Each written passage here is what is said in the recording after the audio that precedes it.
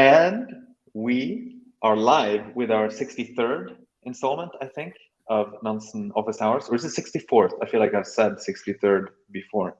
GM in any case, and thank you for joining us today. Drop your GMs in the chat, please. My name is Alex. I'm the co-founder and CEO at Nansen, also known as the Token God. If you are new to our office hours, every Wednesday we do a Nansen and Chill session where we look at Nansen's new features, we answer questions from you, and we drop the occasional alpha leak. Today we have a very special guest who's been on this show once before, namely Barto, aka Head of Alpha Leaks, Part 2 is what we're calling this episode. Welcome back, Barto. Thanks for having me back. Now I'm tied with Justin Bram, so we're gonna just keep going. Oh, I like it. A little competition there. That's good. Yeah. So first of all, I think there was a lot of really good feedback on the episode from last time. I saw someone on Twitter saying that they finally get Nansen and they bought a subscription, which is good. It means the master plan is working. But no, jokes aside, you are a bit of a power user of Nansen. So maybe for those out there who don't know the infamous Barto, could you give a quick introduction of who you are, please? Yes, thank you for that kind intro. And thank you for all the nice things people have said. And Greg for taking great notes last time. I really laughed when he made a point to say he owns the whole Yearn collection of t-shirts. So today I'm wearing the 2020 line of Y curve t-shirt. So this is a little bit of a rarity. Wow. Yeah. So I only bust this out on special occasions. And I know I'm meeting crypto people because they're like, curve. I'm like, yes, you get it. Wow. Yeah. Sorry, I didn't mean to interrupt, but do you ever feel a bit worried about wearing crypto stuff because people might like $5 French attack you or something? So I've never in my life been stopped when wearing a crypto shirt. I stop other people though. I'm like, I was at an airport recently and someone was wearing a Blockstacks t-shirt. I was like, look, a Blockstacks t-shirt. Like, oh my God. I like flagged the guy down who thought I was a lunatic. But I think that was probably the first time he's ever stopped too. So cool. Yeah. Yeah. Sorry for interrupting you. Please carry on with your intro. Yeah. So I'm a data scientist by trade. Spend a lot of time farming, spend a lot of time doing analysis on the blockchain via, all these different analytics tools. Nansen is obviously beautiful because it's fits very easily into the stack and is very, once you know what you're doing and once you kind of know what you're looking for, you can spend way too long here. So yeah, that's a little bit about myself. Very good. I tried to multitask here in the background, retweeting, and I realized I retweeted the wrong video. So that's that video is going to get a lot of love. So yeah. So I think our last episode is gonna get. Actually, let me just fix that live now, and I have to delete the other one. Anyway, sorry to those of you watching this in recording. I kind of feel like we should just dive right in. Yeah. Because I learned so much from the last session with you. That's good. And I'm kind of just excited to kick back and like watch the master go nuts on Nansen. Yeah, so we have like a lot of things to cover. We're not going to get to even like half of them. We may get to 3, and that's fine with me. So the things that I wanted to talk about last time that I didn't get to talk about we're farming first off, because that's kind of one of the core things to use Nansen for. Then we're going to talk about we actually have a super alpha leak here, so I'm gonna save that till the end, and then we're going to talk about Avalanche because there's a party coming up, there's a conference coming up. I'm not going. I don't know why I didn't book a ticket, but we're going to leak some party alpha, and we're going to show you kind of how you could use this to, if you were going and you didn't know anything about AVAX or didn't know anything about Avalanche, how could you use this to talk some smart points at parties, maybe leak some alpha at parties? Because I'm notorious for going to parties and just talking about boring things. I mean, my friends make fun of me all the time for that. So that's who I am. So So I had a good question on Twitter actually about farming. So we're actually going to start there and kind of, like the approach to farming. So obviously hot contracts is probably the best place to start for new farms. And so like, as you can see, like this is literally live right now. We're just using the platform as we speak. So one of the first things that we noticed is Platypus has this new kind of contract that they've deployed. So obviously hot contracts, they, once again, great alerts set up in the Discord for finding new contracts, finding new, things to farm, whatnot. I do have the chat open too. So GM Darren and GM everyone. I figured it out how to use the chat this time. So this is a one start place where you can find, new hot contracts and new places to farm. So what this looks like is kind of like a new Platypus migration contract, because they have, version 2. And I think people have said before that hot contracts is kind of like the newspaper of crypto, because you can kind of figure out like what's going on. So if you were to actually, just go to Platypus's Twitter, you can see that they actually do have a new contract. I haven't read it, to be honest, but it's some new interest rate, something. So that's probably what people are doing into this wallet. And so we can kind of look who's going into this wallet. And I did it this morning, and this doesn't. So, but also new product feature that I even missed, which is crazy, is that top recipients, top deposits, token overlap is now available for, I believe, AVAX, Polygon, and some other chains. That's right. That's right, baby. Highly recommend following the announcements Discord channel. I think that's what it is. It's we have an announcement Discord channel. We also have an announcement Telegram, I think. I don't know if you're in that as well. I should probably check with the team on the back end here to drop the name of that. But yeah, cool. Excellent. So here what we're looking at is the people who have got the top number of Platypus tokens from this contract. And so you can see there's some Platypus proxy, probably some entity is using this wallet to farm it. So you can kind of get a sense of who is moving over to this contract. And you can kind of see some smart money, smart LP, nah bro, something not too exciting, but what we could probably do here is kind of like dive into like who some of these people are. And actually a good thing to do is with these new top depositors features, and with the new labels that people have, you could actually go back to previous farms and see, now that the new labels of top, I think it's first mover staking, first mover LP, you could kind of go back in time and see what these people are doing, and how the new Nansen labels are actually looking at these farming people, because now you could probably make new labels for farmers that you wanted to follow.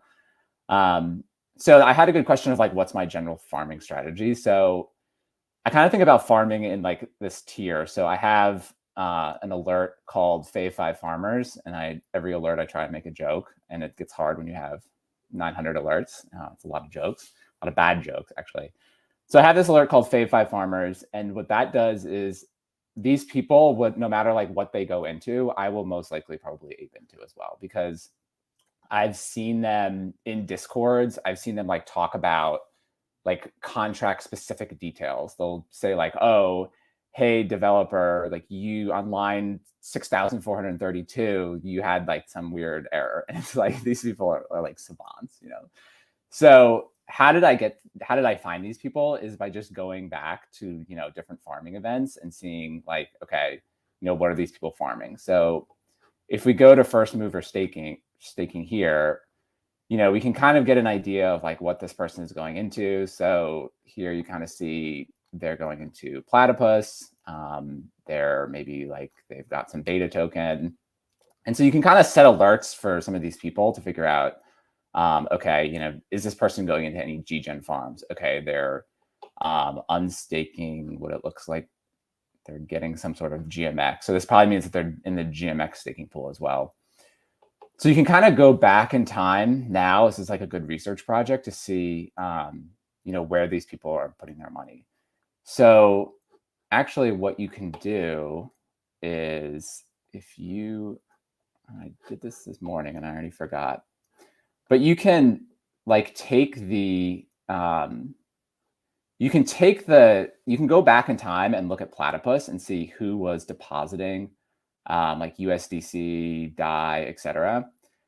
So if you just go back, so as you see this person here, this smart money person, they deposited $100,000 in DAI into the Platypus DAI contract.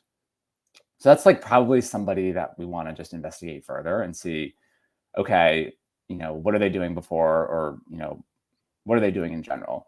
But we also want to see, this platypus farm, because this platypus was like the biggest event of the weekend. I think they launched their farm on Friday conveniently, so no one could enjoy their weekend. And then, everyone was just aping into this farm, all the big celebrities. You had Alameda, you had Barto, you had just like the top tier, that was a joke, the top tier crypto celebrities just going right into the farms. So that's what we can good. do now with the new contracts, with the new labels, we can see who deposited into this contract, and kind of get an idea of like, okay, was there a lot of smart money coming into this contract? And are there people that we should be following for farms? So no surprise when you come to the top depositors for a platypus,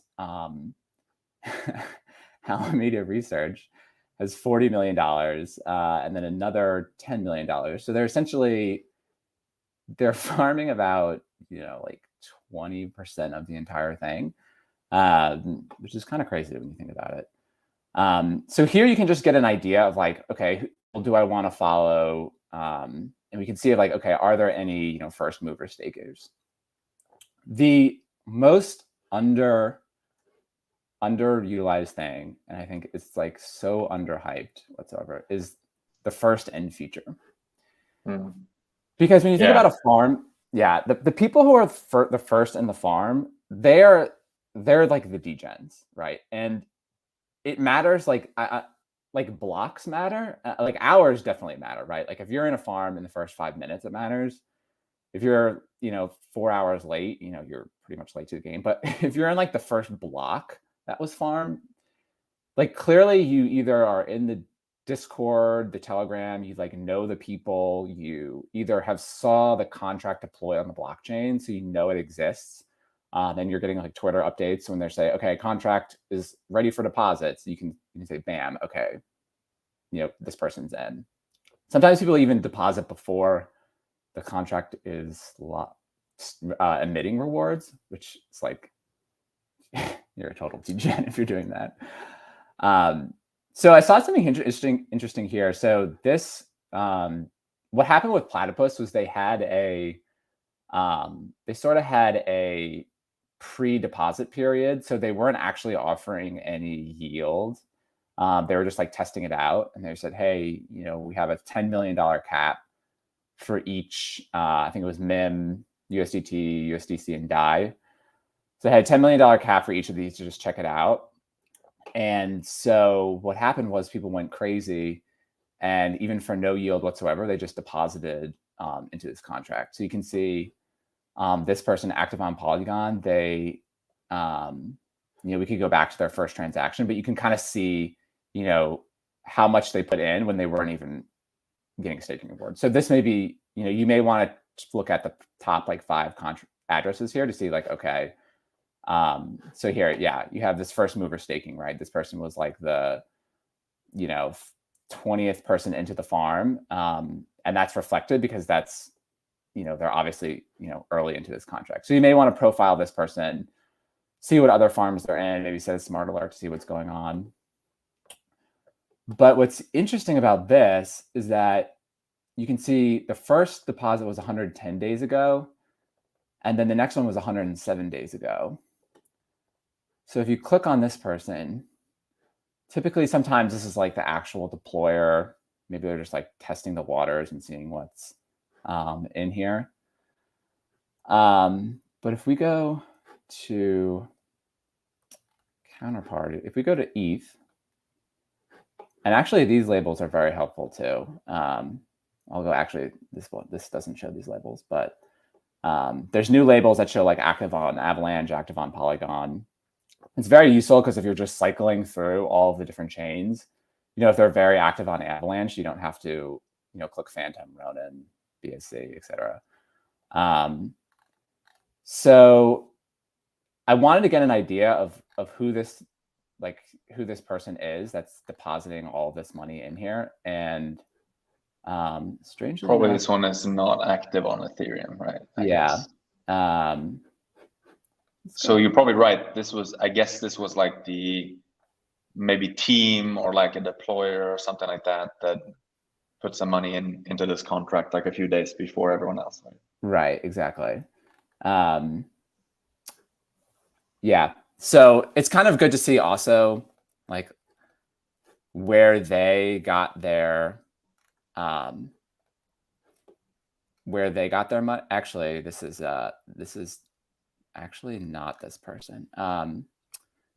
So you want to see like where they got their original ETH or Avalanche or USDC, because like if there's a new farm and the first deposit in is from the deployer who tornado cashed a bunch of ETH into the contract, it's not like the worst thing in the world, but it's sort of a red flag that this person isn't doxxed. They're kind of concealing their privacy. And so, you want to just be concerned about that it's like, okay, this is coming from our tornado cash wallet. Just be careful of that. Can we sneak in a feature request here? Because if you go back to, I think, one tab to the left, that one. If you do this on Ethereum, you get, as you were saying, like where did they get their funds from, right? But on the Avalanche view here, we only get like which tokens they've used. So I think we need to add that same functionality here as we have, right? Where you can see more clearly where they get their funds. So is it tornado cash, like where the funds come from? So that's like that second layer that we don't have on the Avalanche version, but we should. Yeah, and I mean, if we're going to talk about feature requests, like an interesting thing, we have here like what tokens people got, or sorry, what tokens people hold.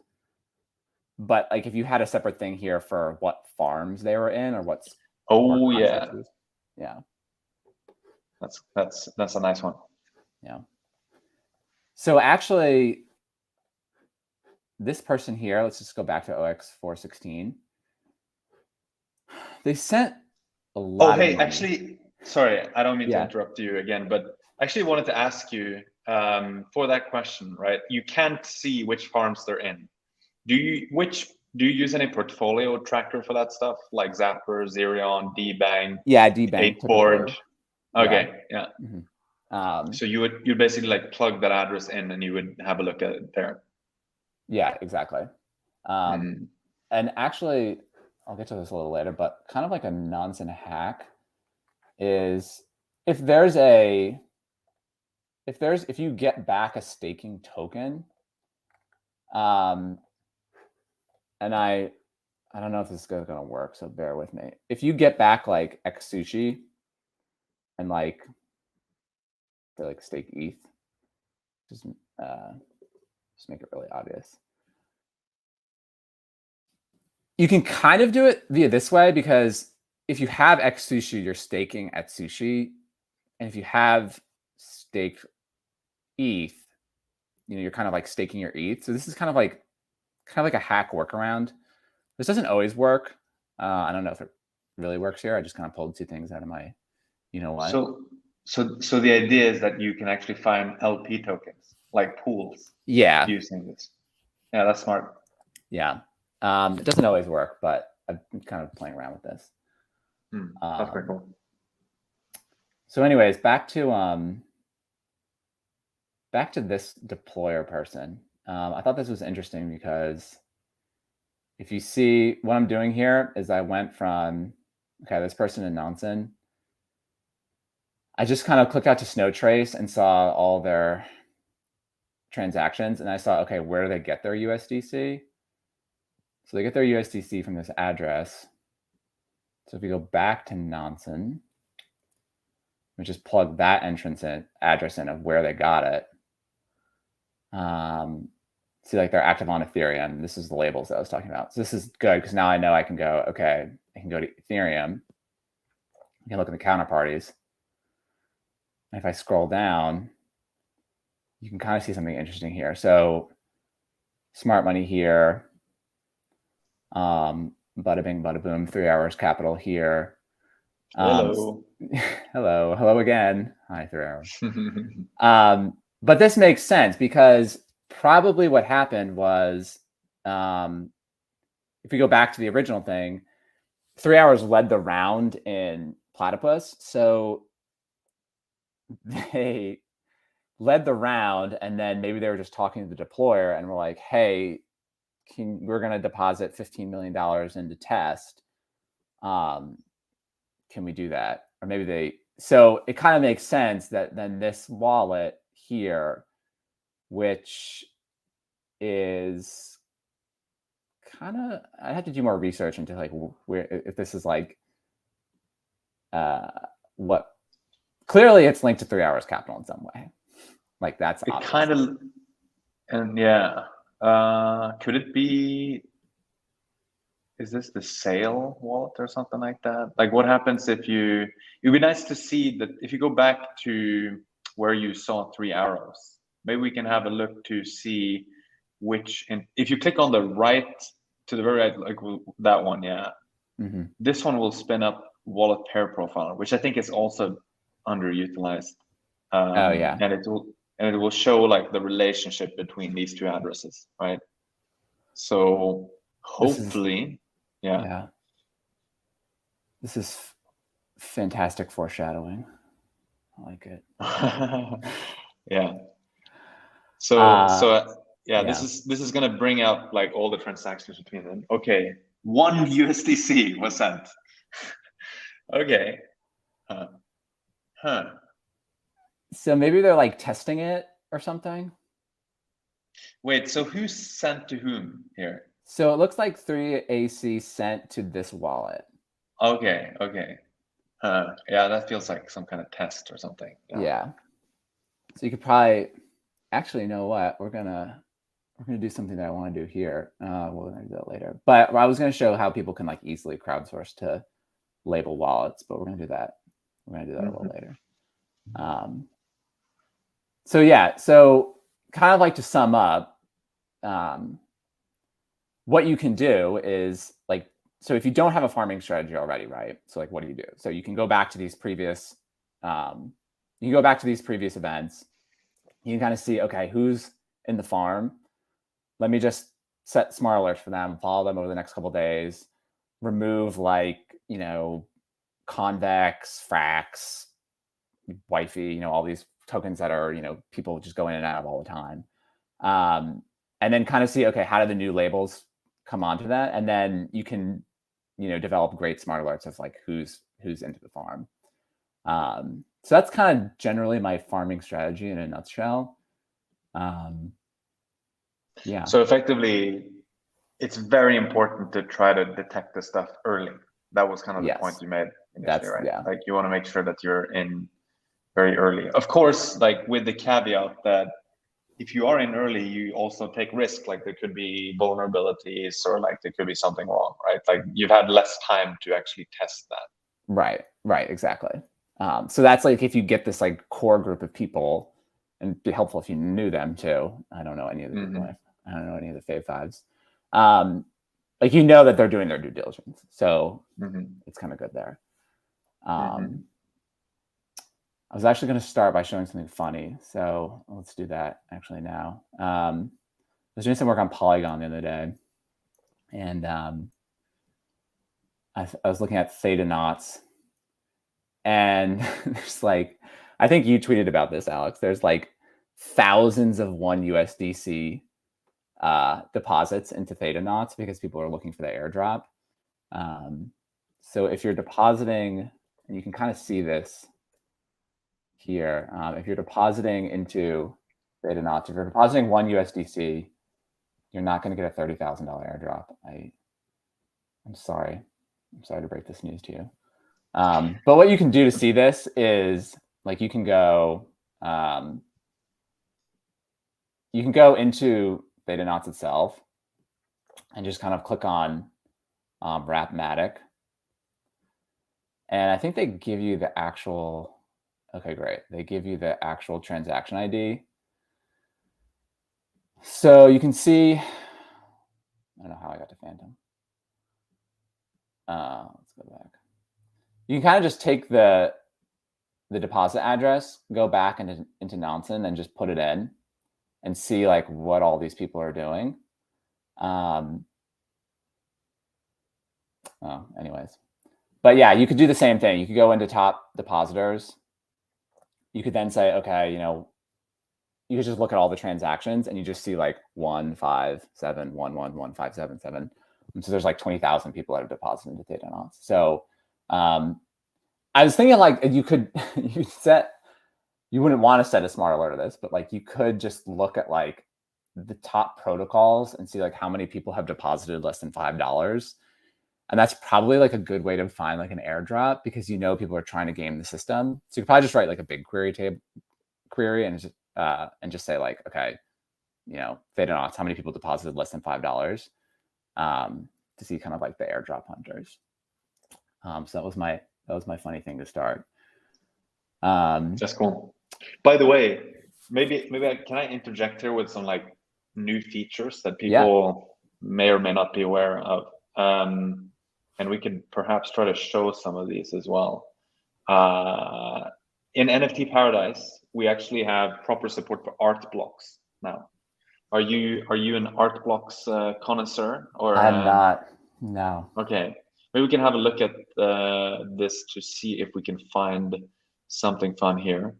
It would be nice if we had given you that sweet VIP access so you can actually filter on the NFTs, because it's, let's see here, you have to like click through them now, but there we go, Chromie squiggle. So that squiggle, that one there, historically we had everything in like one, or actually I think 2 or 3 different smart contracts for art blocks, because it's confusingly they have different collections on the same smart contract, so it kind of broke NFT Paradise and NFT God Mode. But now we have proper parsing of art blocks so that you can see Chromies separate from Fidenzas and so on. So that's actually pretty cool. It's I think it's an update for the NFT connoisseurs, and I wanted to make sure that we cover that because it's pretty sweet. Then we also have a NFT Trends dashboard, and I think you maybe could see that when you went to NFT Paradise, and there should be a new tab there to the right. You see that trends thing there up to the right? This is a good education session for me. Yeah. Okay. Thought you might enjoy it. So this is in beta, but it's like kind of like a high level macro view of the NFT market. So there's a lot of cool stuff here. You can look at mints, you can look at transactions, number of users. These look a bit scary, in my opinion, in the sense that like you see the waves pretty clearly here. Wallet activity, buyers per day, segmented between returning buyers and first-time buyers, which is pretty cool. And then you can see the 24-hour most expensive purchases as well. So this is kind of like a news feed, like, hey, what are the big ones that's been selling or what people have been buying in the last 24 hours? So this is actually a pretty cool tab, NFT Trends. You can see also, the number of users per contract for NFT related smart contracts, which can, like OpenSea, of course, being the big one, like more than 100,000 addresses interacting with it last week. So glad I could show you something new, Alberto. The NFT and this is good too, because a lot of times people just say like, oh, NFTs are dead. AVAX is dead. I'm just like, okay, well, what is the actual data behind this? And clearly, like, buyers per day is, yeah, it's declining, but it's still probably 1 billion times X than April 2020. So yeah, that's true. That's true. But it does go in waves though. And it's yeah, pretty cool, I have to say, that those 2 waves, like instinctually, they feel like the 2 waves that I can like kind of think of in the last year. There was this insane push around like August, September, when people went, completely crazy on OpenSea. And you can see it here in like the volume. And if you scroll down a bit to look, those like transactions and users as well, you see a bump there too.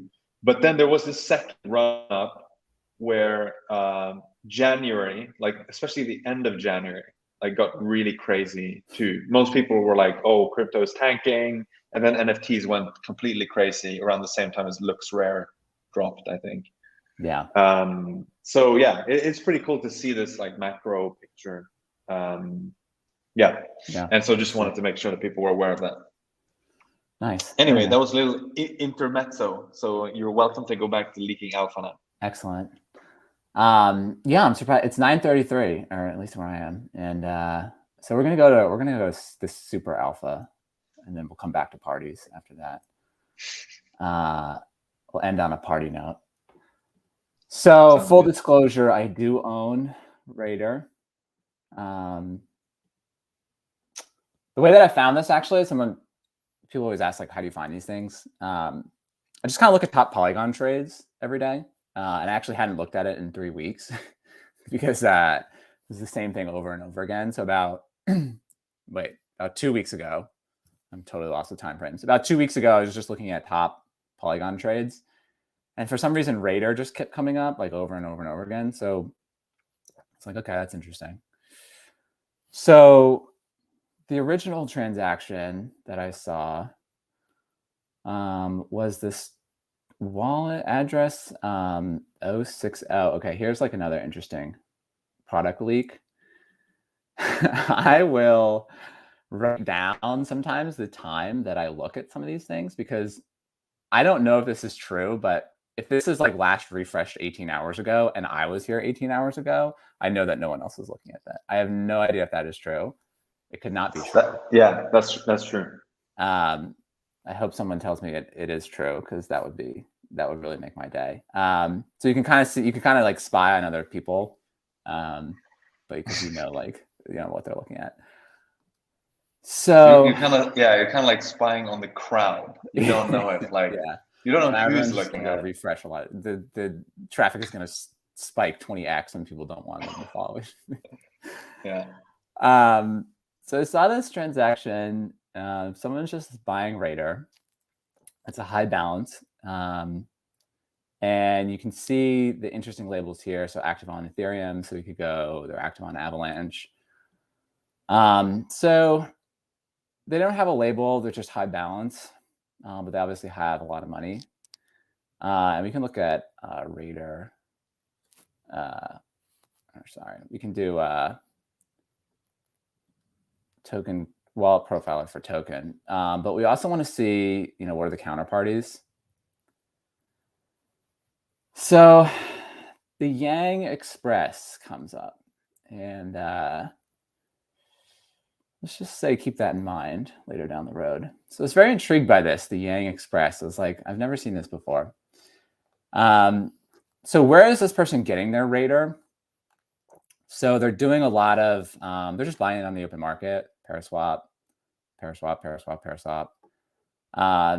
They're actually depositing into the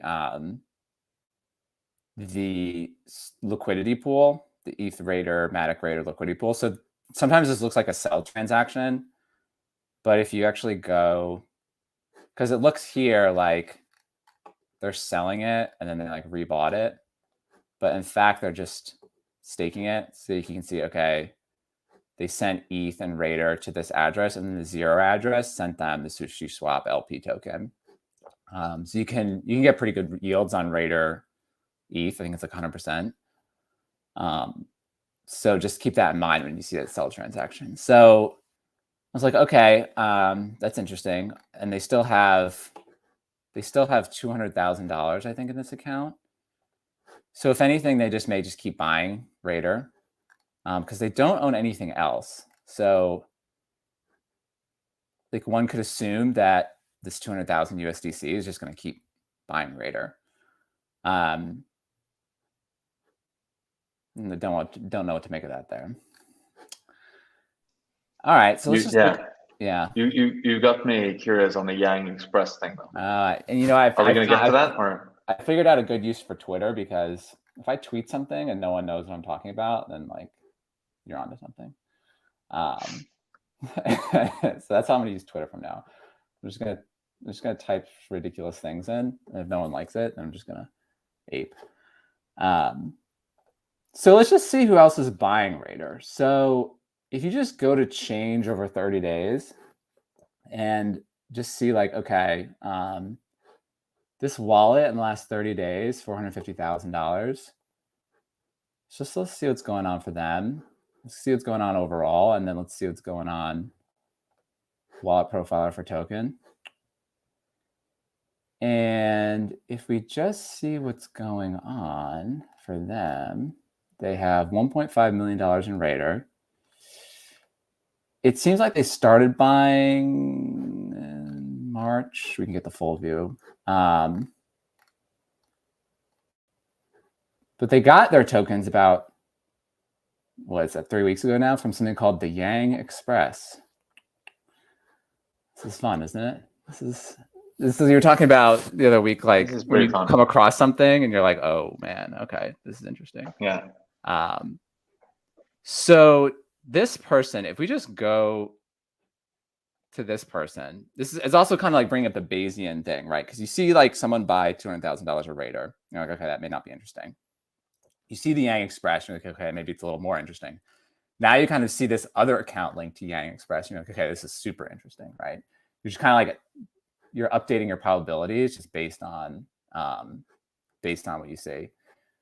So if we just look at this person on other addresses, if we just go to Avalanche, and then see, this would be like great if contracts were here, like the D banks of the world, because you can see if you just click on this address, it's not that interesting. If you go to counterparties, it's like that. But if you go into dBank or just Snowtrace, you can see that they have put a lot of money into Curve. They have put $5.1 million into Curve.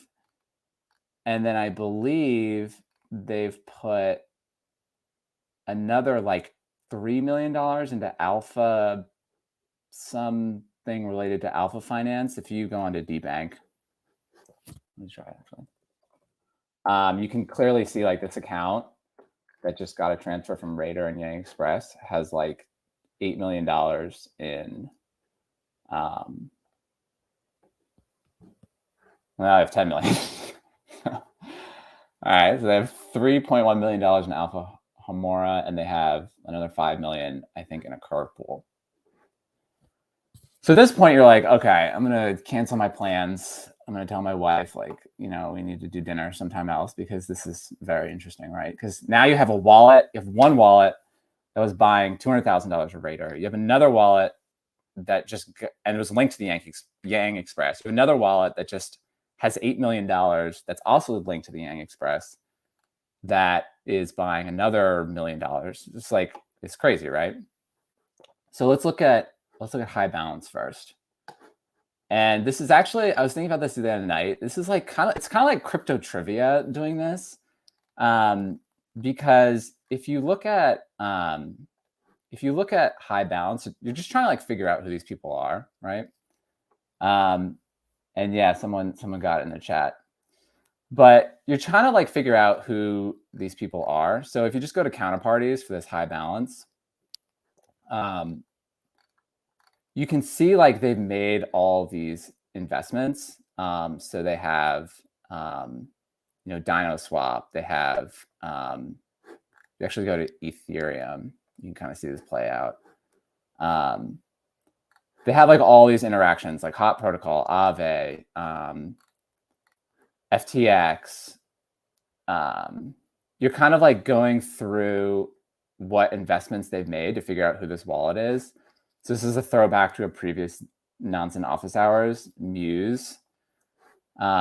Muse. Whoa. Muse Yeah, I do Staker. remember that one. Yeah. Now I'm starting to connect the dots here. Yeah. So yeah, thanks for that one. That was a good one.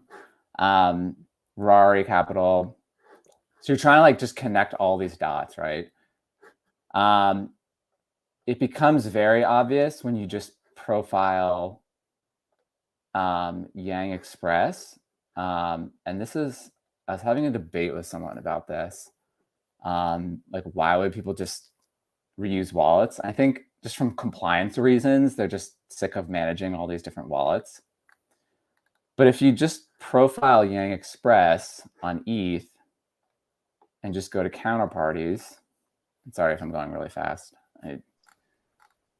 You may think it's fast, but you have no idea. You're holding back. I am kind of. You'll notice that Suzu sent this wallet 0.6 ETH on like about 400 days ago, something like that. So now you've like figured it out, right? Yeah. Yeah. Yeah. When you see stuff that's like 400 something days ago, to me, that's like even more valuable because back then I think people were less so mindful of the transparency of the blockchain. Yeah. But if you just keep going, right? So now, so clearly, you know, 3AC or something linked to 3AC is accumulating like a lot of Raider. But if you just, so they have, you know, just like add it up, right? They just transferred $1 million here. They bought another 200,000.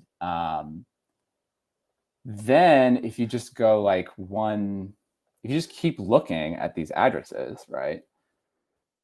And I know I'm probably like never gonna get a job at 3AC because they're gonna like hate me after this. But sorry, guys. Maybe we'll run into each other in Barcelona and AVAX, and we can chat it out. If you just wait, are you gonna be in Barcelona for AVAX? I don't know. I was thinking I don't think we'll have time to cover my Barcelona alpha, but I was debating. Okay. Yeah, you don't have to leak that alpha here. I could be swayed. So let's just go to this wallet. This is another wallet, right? This is another wallet. This is the third wallet in the collection of possible accumulator wallets. And then let's just go. Oh, sorry. Let's just go to wallet profiler. So, right. So this wallet, another wallet, has accumulated about 317,000. Just open market. What's up? So this wallet here, it's marked as token millionaire, but if we just go to ETH, right? They have 320 ETH, and then counterparties, it becomes very obvious after that. It's just 3 hours capital. They have made one transaction. So you can see my foreshadowing, right? We're early profile wallet pair profiling 3AC in this wallet, and now we're 49 days ago. So actually this is good because this could be like someone like scamming, like doing those like token scams where it seems like Andre Crone just like sending to all these different accounts or something like that. And you'll see this a lot, and you have to be careful because people just like impersonate other people. But now we know there's like 3 different wallets. This person has sent $5 million. They've interacted with $5 million. Like this is probably not, if it is a scam, it's extremely elaborate. And you fooled me, but it's probably not a scam because, you know, there's all these different wallets linked to Raider. So yeah, they've been accumulating like tons of Raider kind of under the radar, and they're staking it. I think if you even look at one of these accounts, they have NFTs for it. So yeah, so if you see like secretly if you see secret venture capital funds accumulating tokens of something, you probably you kind of want to put a small amount of money there and see, okay, what's going on.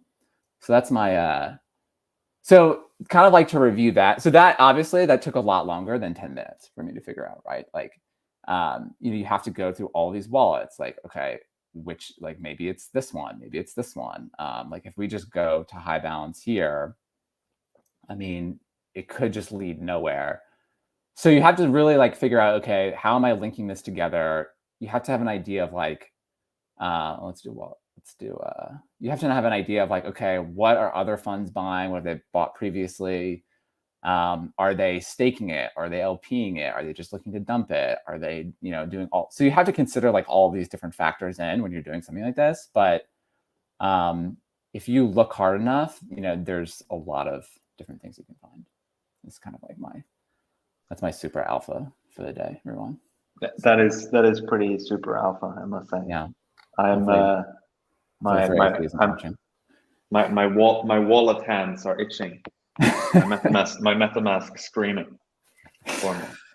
Just yeah. So yeah, and like once again, like sometimes it's very basic. You know, you can just look for like top trades somewhere and see, you know, what's going on, and then, you know, really just kind of navigate through.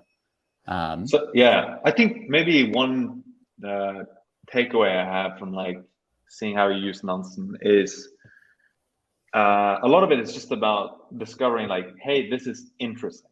Like you don't know necessarily what's going on, right? But it's like, this is interesting. There's some stuff going on here. You don't know exactly where it's going to lead you, but then and then you can start forming these hypotheses as you go through. You start becoming Bayesian, like you were saying, right? You start thinking, hey, let's assume these two are related. Like what, you know, would that look like on chain in a way? And then you can start kind of like adding up the evidence of whatever you find, and like, hey, at some point it just looks too, you know, improbable that this was a result of chance or whatever. Right. So I guess like one takeaway I have is to kind of stay very, very curious and observant when you use this, even if you don't know what it is. It's like, hey, let me just go down this rabbit hole and see what happens. And then very often, not always, but sometimes you will come across something that's pretty interesting, and even if you don't understand what it is immediately. Right, exactly. Like you never want to assume that you know everything, and you kind of assume that like you just want to start from a blank slate all the time, and just kind of like let the data guide you. Yeah, I'd say that's exactly it. That's nice. This is kind of I see this a lot actually. Like where a deployer will send this to another address, and it'll just be listed as token millionaire. But this is like obviously like the deployer just sent it to here. So you could actually, the thing I want to do is show crowdsource of labels. You can just say, like if I saw this, I may from now on just go and say like, okay, label it here. So let's just like start with the address. This will help me. We're looking at Polygon. What do we think we should call it? Like raid or treasury or something? I don't know. Watch The Office. That's cheeky. Yeah. You could also just say like, interacts directly with the raid or deployer or something. Yeah, exactly. And then I'll give this one to you for free. Oh, you want to talk about that? Oh, I just wanted to say like the last optional step of leaving your address could be a good idea. Yeah, could be a good idea. When good idea. Yeah, so nice. 13 more things to cover in 8 minutes. So I'm just kidding. I do actually have 13 more things to cover. But, let me check the chat to see if people. Yeah, I think Darren had a good question about using token movements as another way to evaluate who gets tokens early. I actually haven't thought about using token movements like that. Typically what I'll do is just like look at like first in. I'm trying to think of like a good example of like the deployer, or like actually dYdX could be a good example. So just looking at like, okay, notable wallet, like if you just go down all the way to notable wallets, who has like who received it first, and then maybe just like hit like top recipients to see like, okay, who's getting the tokens. I think if you actually look at this on the blockchain, you can clearly see like 0 address goes to an account, which goes to all these other accounts. So you can kind of get an idea of like who is like the VCs here. This may be the one, I don't know. There's a lot of dYdX contracts. But if you just like go all the way back, you may be able to see that. Interesting dYdX alpha leak. Well, this is like a previous alpha leak, is they actually created their token like a month before they announced the airdrop. I did not realize this. I realized this after the fact. And, you know, that was a missed opportunity of a lifetime. Because, you know, you could have just saw that dYdX token was created and just, I don't know, just kept making $1 trades. Yeah. And you'd have your own island. So. By the way, the internal terminology we use for what to describe, like the like vesting contracts and so on, is we call it teapots, because it's like a teapot, and then it pours some tea into each small cup, and that's like this is a teapot contract. That's the very technical terminology we've come up with. Yeah, this may not be the right one, but if you go back all the way, you can kind of see like who you can kind of see the VCs that invested in it. So yeah, that's how I would use that. But I'll think about using token movements, because that could be an interesting idea. Yeah, do you want to plug your AVAX talk, Alex?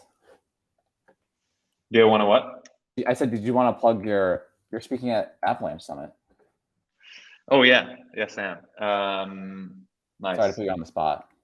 No, it's great. I'm on a panel. I don't know which panel I'm on. Maybe we can find out now. Leak some alpha. There I am.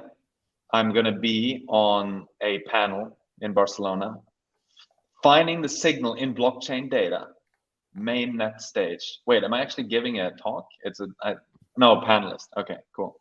Nice. So I don't have to make slides. Alex just saw his life flash before his eyes. You know, I need to make slides. Yeah, it's like, shit, I have to make slides. That's good. We're going to maybe leak some alpha. Did you know, by the way, so maybe I can, you're data guy, so you will appreciate this. Our attribution team, that's the team that labels wallets, basically.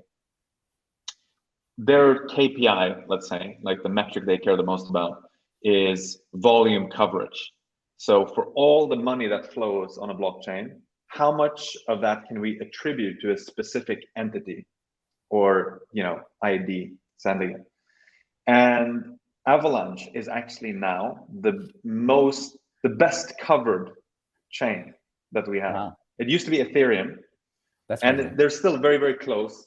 But more than 80% of all the volume on Avalanche, we can attribute to a specific entity now. So yeah, so we have like by far the best on-chain coverage, I'm pretty sure, on Avalanche and on Ethereum as well, and probably most other chains, to be honest, except Bitcoin, of course. We don't do Bitcoin because that's for boomers. But yeah, here we go. This is you leaked the happy hours alpha, or is that what you're leaking here? Oh yeah, or go ahead. Yeah, go ahead. Yeah, if you scroll down to, let's see, I don't know if you can see it here, Thursday, March 24th. There should be a Nansen happy hour somewhere. I'm not sure if it's here actually, but it's now we're leaking the alpha 6 p.m. on the 24th in Pobla Español, there's going to be a happy hours thing hosted by Nansen. So you should show up. Looks rare. Looks rare. Looks rare. I think it's going to be fun. Did you know, by the way, that the very first office hours was recorded in Barcelona? Oh, very Fun nice. fact. Very nice. Yeah. I was going to leak my protocol alpha in 2 minutes, but so if I was actually, let's do it 2 minutes. If I was actually a protocol, I was like Trader Joe, and I did not, this is not my idea. Shout out to Johnny T, who made an appearance in the Discord the other day. This was his idea, so I take no credit for it. But if I was a token, if I was a protocol, and if I worked for a protocol, I would be doing the same analysis on my user base, because I would want to figure out like who my top holders are of the token, who's staking the token, who's like holding the token, who's trading it, because I'd want to be very friendly with those people, and I'd want to create like a VIP event for them, and I'd want them to make them feel really happy because, and obviously like a lot of people are anonymous, but you know, you can use, if you work for a protocol, you can use all these things like, you know, how long has the people held it for, you know, to give you an idea of like how your token metrics compare against, you know, other exchanges. So if I would be using this all the time to create like marketing metrics, things like that. So, you know, you could do like a tapas event where, you know, like you could, and obviously, you know, maybe not be able to find the top holders, like all of them, but, you know, hey, if we figured out who OXA6 is, maybe we'll take them out for tapas, or like maybe we'll take El Barto out for tapas because that was a good idea, and I'll send some tapas to Johnny T. So that's kind of like my protocol alpha. I love that idea. Do you know if there's an actual like solution for this technical problem? Like, let's say that someone did that, right? They said people who can prove that they own this address, like let's say there's a list of 100 addresses.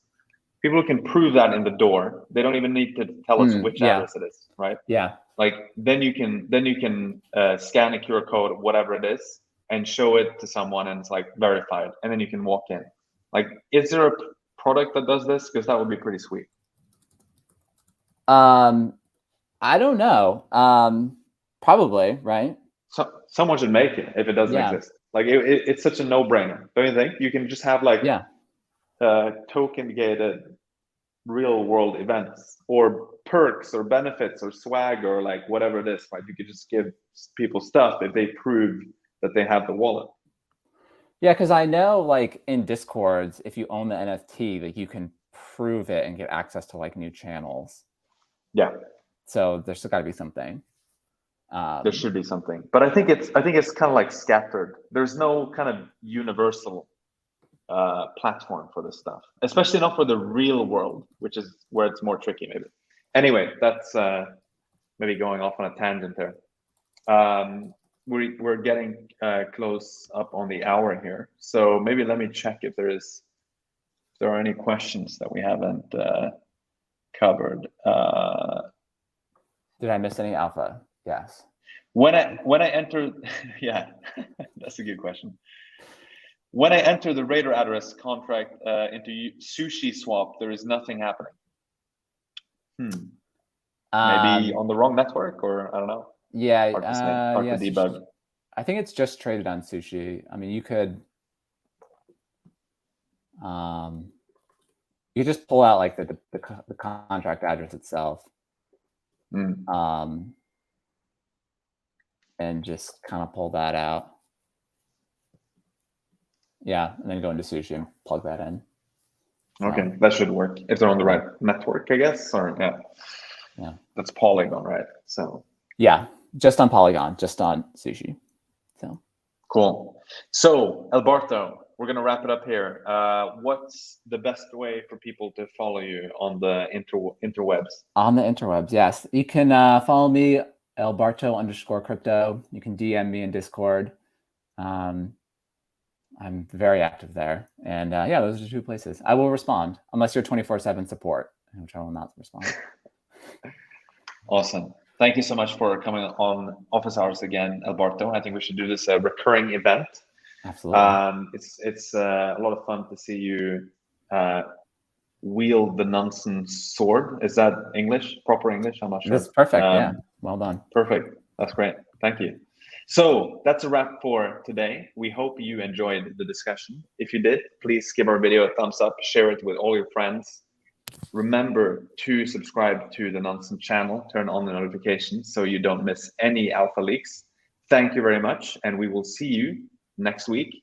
Take care. Bye-bye.